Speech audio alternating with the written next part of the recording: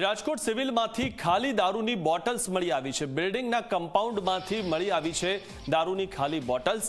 ખખડધજ ambulance પાસેથી મળી આવી દારૂની બોટલ। હોસ્પિટલમાં જ દારૂની બોટલો મળતા અનેક સવાલ ઉઠી રહ્યા છે। સિવિલની સિક્યુરિટી પાછળ લાખોનો ખર્ચ થાય છે અને ત્યારબાદ પણ પરિસ્થિતિ આ પ્રકારની છે કે ત્યાંથી દારૂની બોટલો મળી આવે છે।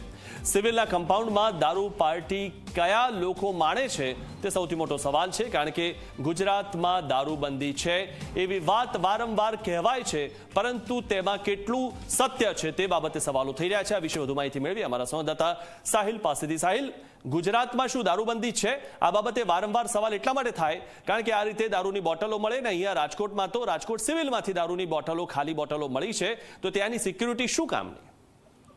જી ચોક્કસથી મિથુન, જે રીતે વાત કરીએ કે સિવિલ સિક્યુરિટી અનેક વખત છે તે જે રીતના કહીએ કે વિવાદમાં આવી ચૂકી છે। આની પહેલા પણ ત્યાંથી દારૂની જે ખાલી બોટલો છે તે મળી આવી હતી અને ફરીવાર છે તે સિવિલના જે કમ્પાઉન્ડમાંથી દારૂની ખાલી બોટલો જે મળી આવી છે, જે એક કહીએ કે એ વાત છે કે રાત્રિના સમયે છે તે ત્યાં દારૂ પાર્ટી થતી હોય, કેમ કે ત્યાંથી જે વસ્તુઓ મળી આવી છે તે દારૂની ખાલી બોટલો છે। ત્યાંથી જે રીતના કહીએ કે અન્ય જે મમરી અથવા તો કોઈ પણ બાઇટિંગની વસ્તુઓના ખાલી પેકેટ પણ છે તે ત્યાંથી મળી આવ્યા છે। અને આવી વસ્તુઓ મળતાની સાથે જ છે તે સવાલો ઊભા થતા હોય છે, કેમ કે સિવિલની અંદર જ સિવિલ પોલીસ ચોકી પણ આવેલી છે, સિક્યુરિટી પણ ત્યાં જે રીતના વધુથી વધુ ગોઠવવામાં આવી છે, તે છતાં પણ રાત્રિના સમયે છે તે ત્યાં દારૂ પાર્ટી થતી હોય તેવા દ્રશ્યો છે જે અહીંયા જોવા મળ્યા હતા ને આ વારંવાર છે તે ત્યાં જોવા મળતા હોય છે।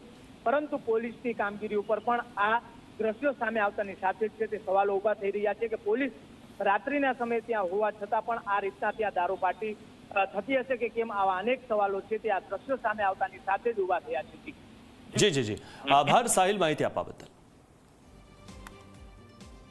તો રાજકોટ સિવિલમાંથી ખાલી દારૂની બોટલો મળી આવી છે, ત્યાં સિક્યુરિટી પાછળ લાખો રૂપિયાનો ખર્ચ થાય છે।